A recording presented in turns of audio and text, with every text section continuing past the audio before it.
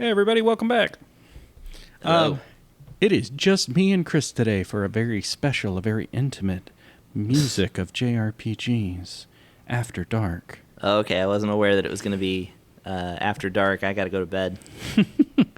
Today we are catching up on the episodes of Home on the RNG that did not have a musical person to talk about musical things about music. And today we are discussing a trilogy of games, which is an awful lot of work to assign Chris, and I feel a little bad about it. But we are going to talk about the music of the Final Fantasy Legend series, the first 3 games on the Game Boy. Well, fortunately, this one wasn't a whole lot of work because I already know these games. Hooray. You know, and Russ and I have talked several times about how, like, we are not musical people.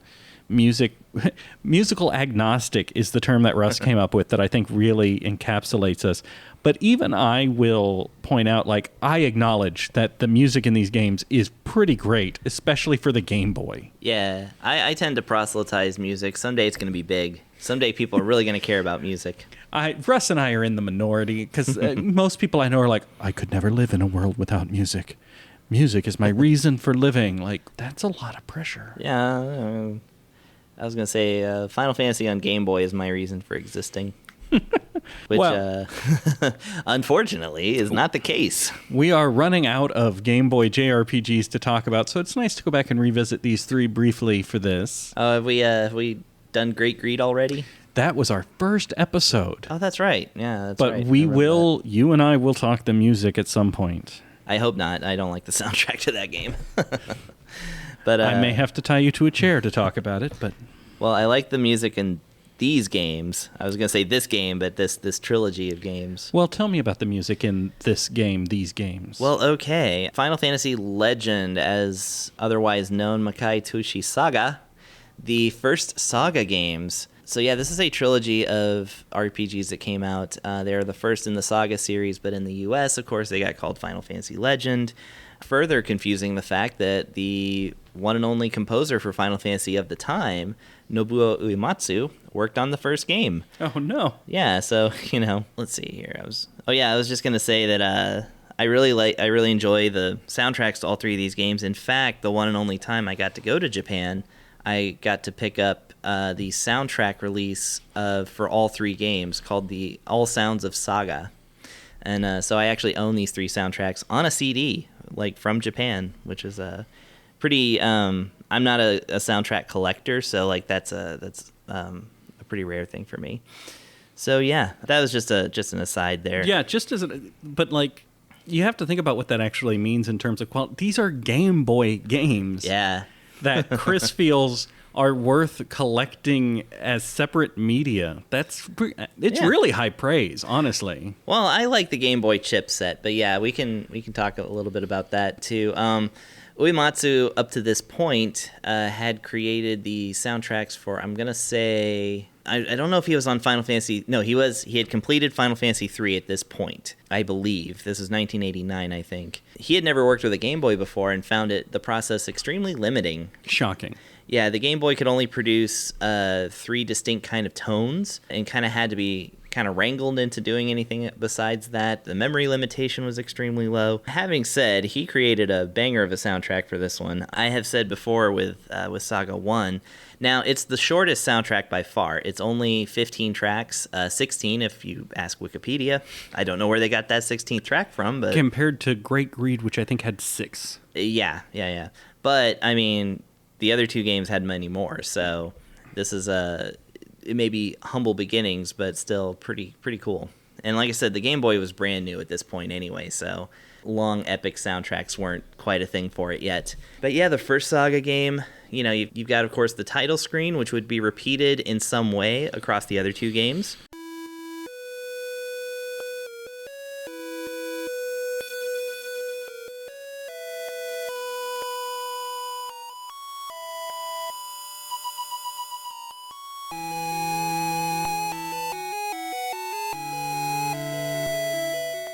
Ensuring that Uematsu gets a credit for each game. Of course. Even the third one he didn't work on. Yeah, this one also has it's a very, I'm going to say, like, exhilarating, like, overworld theme.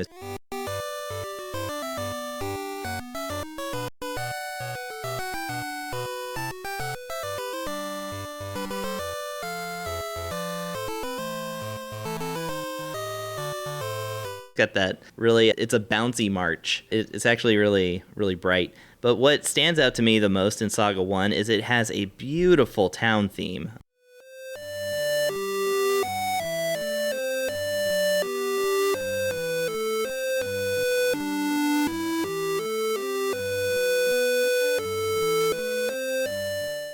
It's actually my favorite town theme that Uematsu has created, and that's including all the Final Fantasies. Wow. Yeah. It's just such a simple but excellent melody, and I think that that's kind of how Uematsu approached the fact of the soundtrack, because you can tell he didn't really do a lot of wrangling to get interesting sounds out of the Game Boy for these. He just simply was like, I'm just going to make sure that the music sounds good, and we'll call it a day. And sure enough, he did, and it was. It was a day. It was a day. So Saga 2 is a little bit more interesting, I think, because where they had Uematsu start to work on it, but then he got pulled away from doing this to write, I can't believe it, it's such a betrayal, went to write music for a little-known game called Final Fantasy IV. How could he? How could he? I know. That he should have been working on this Final Fantasy Legend 2. Instead of working on Saga 2, he worked on the best Final Fantasy game. That's wild. Right, yeah, exactly. One of the landmarks of video game music in total. But anyway, so yeah, they were like, well, we'll have him do half the soundtrack here, and then we're going to bring in a brand new person called Kenji Ito, who you may know from the rest of the Saga games. He's basically the Saga guy. He composed all the Romancing Saga games. He did Seiken Densetsu, the first Final Fantasy adventure. Yeah. So he kind of started that as well. Even though that eventually got handed to Hiroki Kikuta, he at least started it. And yeah, Kenji Ito, big name in Squaresoft, even though some of the stuff that some of the stuff he's most known for either never came out over here or came out in really weird little, like Coldcept, for instance, on the 3DS is a remake of something that he did, and it was something really famous in Japan, but not so much here. So, but we know Kenji Ito because we talked about Romancing Saga before, and will again. So he did half of the tracks. It was his very first job. He had to learn how to create video game music to do this job, which I would love to be hired for a job that I have no idea how to do. I've done it. It's great. Yeah. But yeah, 2 has some good highlights in it. The first song that Ito wrote for it was called Peaceful Land.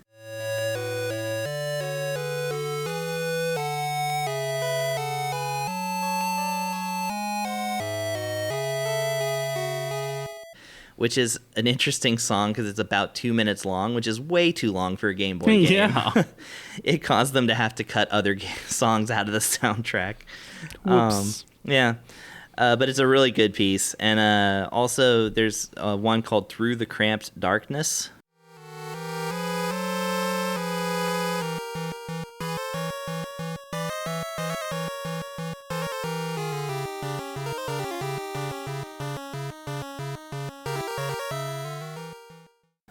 That I really quite like. Lethal Strike, which is the battle music.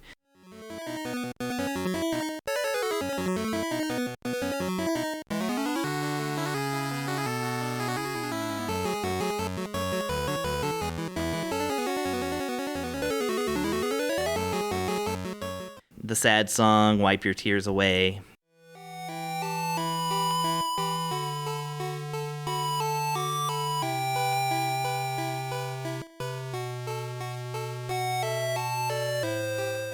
There's also a song in it that I like called Burning Blood.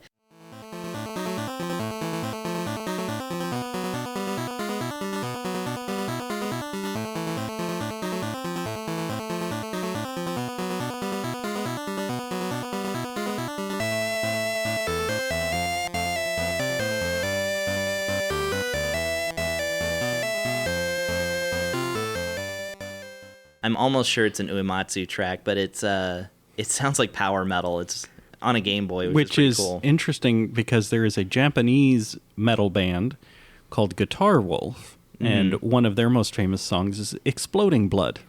I like that too. That's really good. There's a fighting game series called Melty Blood. I only know Guitar Wolf because I have a love of the bizarre, bad Japanese zombie movie Wild Zero, Oh yeah. where Guitar Wolf play themselves and Yeah. cut the alien mothership in half with a samurai sword hidden inside his guitar. That's amazing. It is an amazing movie. Anyway. Yeah. I love when Japanese movies go completely bonkers. It's very, very good. Yes, it is. Guitar Wolf also like takes down an army of zombies with a series of electrified guitar picks, Excellent. and he is not the main character of the movie. He's just there to. He's throw just the electric guy guitar that shows picks. up. Yeah. The main character is a kid who wants to become a rock and roller and falls in love with a trans girl and has to be taught that it's okay to love a trans person. Yeah, yeah. I mean, that's really 'Cause excellent, though. Guitar Wolf shows up and says, you know, rock and roll and love don't have boundaries. I mean, that's that kind of reminds me of. Yeah, that's like that thing of like Saturday morning cartoons where it's like every moral lesson had to be tied into the characters, like superpower or something like that. I'm sorry. I know I've taken us way off track, but Oh, it was it's fine. Fiery Blood and Japanese metal that got me going. Yeah, Burning Blood. So yeah, 2 is really, really cool in that, and like, you know, it does have a lot more tracks in it than the original Legend. So, you know, moving right along. But it could have had more. Could have had more, but it was forward for that peaceful land. There actually is a couple of other songs too that kind of approach that length too. So yeah, I mean, it's not too bad. It's like it's your first day on the job of writing Game Boy music, and nobody told you the length of the songs. It had to be like 30 seconds. So you just go and write an epic. I mean, I can understand that impulse. Speaking of epic, then we get to Final Fantasy Legend 3, aka Saga 3.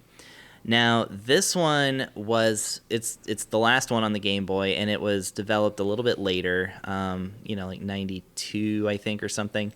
Anyways, this one was developed in Square's newly opened Osaka branch. So it's not with, like, you know, Uematsu, Ito, and such. It was handed off to different people.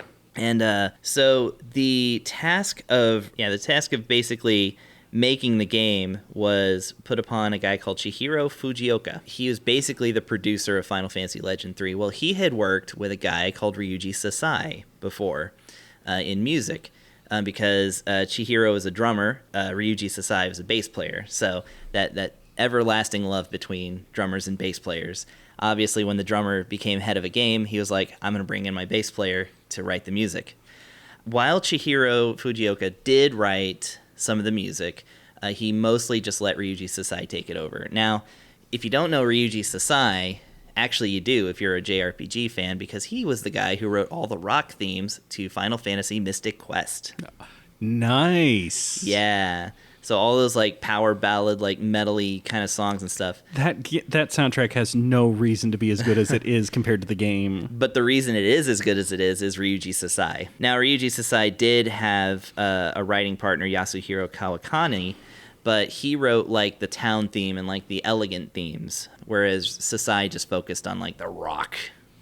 So yeah, Final Fantasy Legend 3 is mostly Ryuji Sasai. Now, this is early Sasai, and again, they're working with a Game Boy, which can only produce like 3 different distinct tones. So don't expect like, you know, over-the-top dueling guitars and chuggy metal in this game, but do expect some amazing songs like Setting Off Into the Future.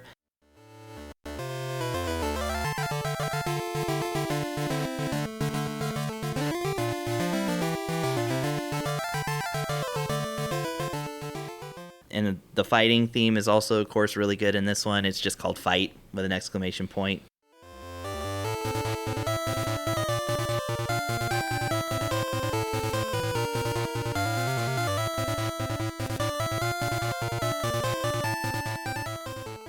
Right, nice and to the point. A standout for me is actually, it's an early song that you hear in one of the dungeons called Holy Ruins.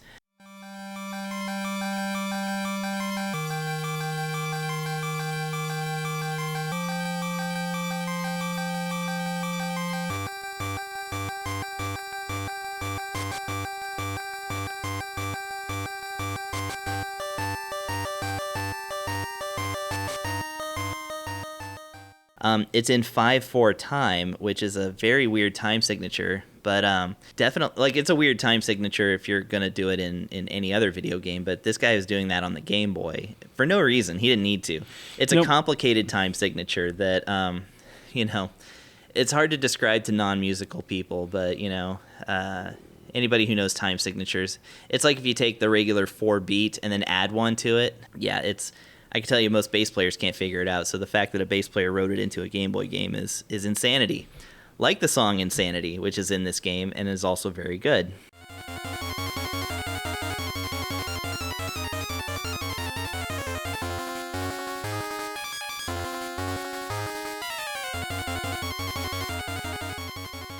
And a couple others I like are Dark Zone, because it's so creepy, and then Divine Battle, which is, I think, probably close to the end of the game.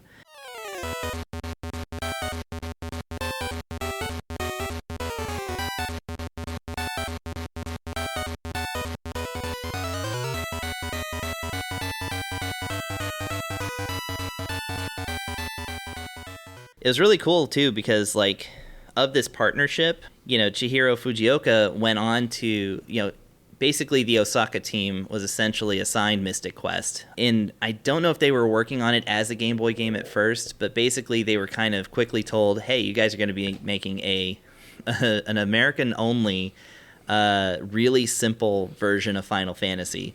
And so, have fun with that. Yeah, Chihiro Fujioka ended up writing the game. He decided to just take himself out of the composition thing entirely, and then he of course got Ryuji Sasai to do the soundtrack along with Yasuhiro Kawakami, who again we haven't seen very much in video game music after this. We did see Ryuji Sasai. He's even working on stuff now with Kemco and X-Create, but kind of like what he did back then, just like on a per game basis. But Dragon Lapis, Dragon Prada, and there's a third Dragon game. I can't Dragon remember. Louis Vuitton? Yeah, exactly.